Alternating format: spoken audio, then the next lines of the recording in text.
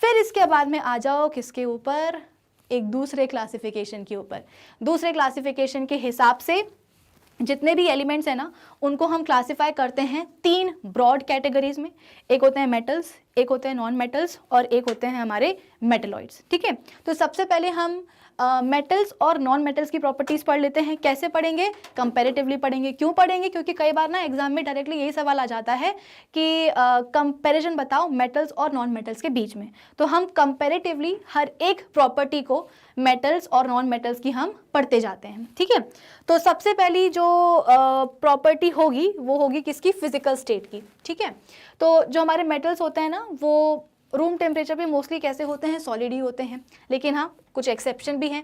Exception जैसे कि mercury and gallium. अगर हम बात करेंगे नॉन मेटल्स की, तो नॉन मेटल्स जनरली कैसे होते हैं? सॉलिड ही होते हैं और गैसेस के फॉर्म में भी आपको दिखाई देंगे। एग्जाम्पल है एक्सेप्शन ब्रोमीन। ठीक है, फिर इसके बाद में सेकेंड प्रॉपर्टी, ये जो है ना हार्डनेस वाली प्रॉपर्टी, इसको आप सेकेंड प्रॉपर्टी बना लेना।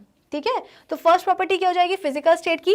दूसरी प्रॉपर्टी हो जाएगी हार्डनेस की। तो अगर हम बात करें किसकी? हमारे मेटल्स की, तो हमारे मेटल्स बहुत हार्ड होते हैं।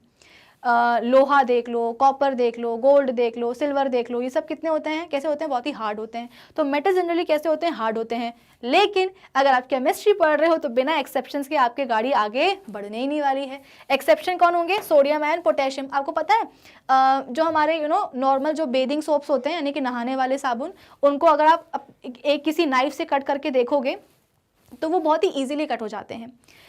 अगर हम बात करें सोडियम की, तो जो एक सोडियम है ना, उसको भी अगर आप एक नाइफ से कट करके देखो तो वो बहुत ही इजीली कट हो जाता है।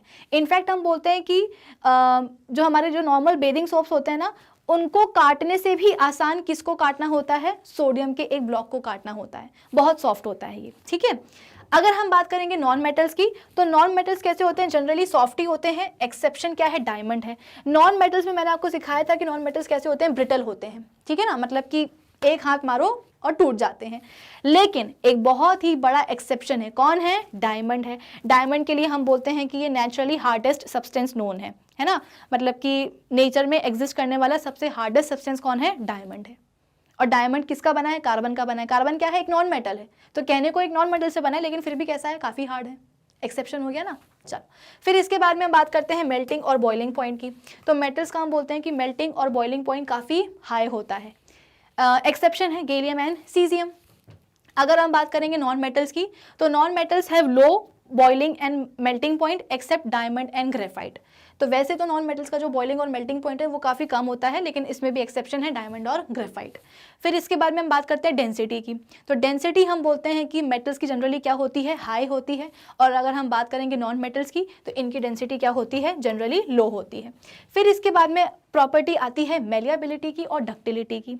देखो, मैं आपको बताऊं, हमारे घरों में जितने भी इलेक्ट्रॉनिक जो वायरिंग्स वगैरह चलती हैं, जितने भी तार वगैरह होते हैं, वो किसके बनाए जाते हैं? वो बनाए जाते हैं कॉपर के। ठीक है ना, तो आपने देखा होगा कि कॉपर के आपको वायर्स देखने को मिलते हैं, है ना। आपने हो सकता है कि एल्यूमिनियम की शीट्स वगैरह भी देखी हो। तो मेलिएबिलिटी और डक्टिलिटी एक ऐसी प्रॉपर्टी है जहां पे हम मेटल्स को बीट करके, यानी कि उनके ऊपर लगातार हैमरिंग करके, यानी कि उनके ऊपर लगातार हैमर या हथौड़ा चला करके उनकी पतली पतली शीट्स बना सकते हैं, या उनको हम वायर के फॉर्म में मोल्ड कर सकते हैं। ठीक है, तो मेलिएबिलिटी और डक्टिलिटी एक ऐसी प्रॉपर्टी है मेटल्स की, जिसमें कि हम मेटल्स को लगातार हथौड़े से मार करके, बीट करके उनकी पतली पतली शीट्स बना सकते हैं, या उनके हम वायर्स बना सकते हैं। ठीक है, लेकिन अगर हम बात करेंगे हमारे नॉन मेटल्स की, तो अभी अभी हमने देखा ना हार्डनेस वाले पॉइंट को, कि हमारे नॉन मेटल्स क्या होते हैं? बहुत ही सॉफ्ट होते हैं, बहुत ब्रिटल होते हैं। तो अगर आपको किसी नॉन मेटल की, सपोज आपको सल्फर का क्या बनाना है? आपको सल्फर की आपको एक शीट बनानी है। तो शीट बनाने के लिए आपको क्या करना पड़ेगा? हथौड़े से मारना पड़ेगा ना, तभी तो वो चपटा होगा।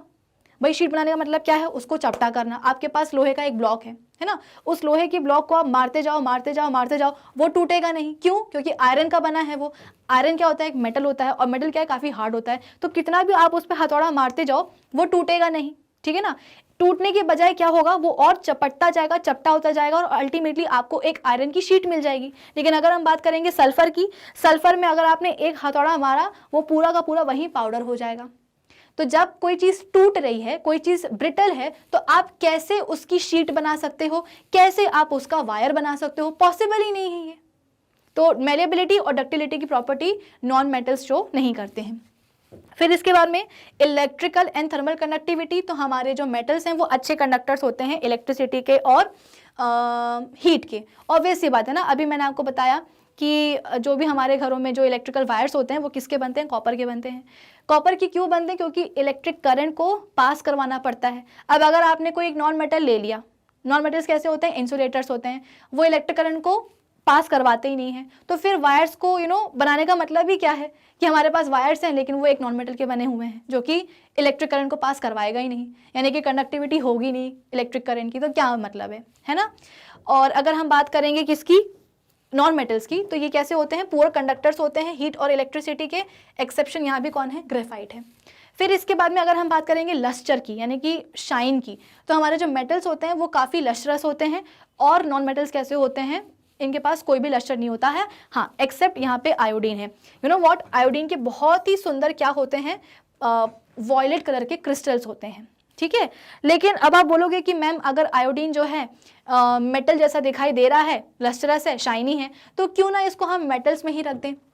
नहीं रख सकते। क्यों नहीं रख सकते भाई, एक प्रॉपर्टी के बेसिस पे आप थोड़ी ना आयोडीन को जो है ना शिफ्ट कर सकते हो दूसरी कैटेगरी में। क्यों, क्योंकि बाकी प्रॉपर्टीज तो सबकी कैसी है, नॉन मेटल्स वाली ही है, बस एक प्रॉपर्टी है शाइन वाली, उसके बेसिस पे हम आयोडीन को भगा नहीं सकते हैं अपने नॉन मेटल्स की कैटेगरी से, है ना।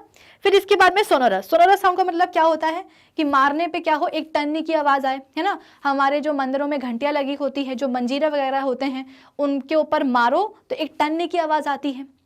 तो मेटल्स की ये एबिलिटी होती है कि उनको मारो तो उनके ऊपर मारने से एक टन्नी की आवाज़ आती है, तो हम बोलते हैं कि सोनोरस साउंड प्रोड्यूस करते हैं कौन, हमारे मेटल्स, यानी कि हमारे मेटल्स क्या होते हैं, सोनोरस होते हैं। लेकिन अगर हम बात करेंगे नॉन मेटल्स की, तो कितना भी मार लो कोई टन्ने वन्ने की आवाज़ नहीं आने वाली है। ऐसा नहीं है, आवाज़ तो आएगी, है ना। अगर मैं इस पेन को भी मारूं तो पेन को मारने पर भी क्या आ रही है, आवाज़ आ रही है, लेकिन क्या कोई टन्ने की आवाज़ आई है, सोनोरस साउंड आई है, नहीं ना। तो नॉन मेटल्स को कितना भी मार लो कोई टन्ने की आवाज़ नहीं आने वाली है। तो ये मैंने आपको मेटल्स और नॉन मेटल्स की प्रॉपर्टीज़ बता दी हैं।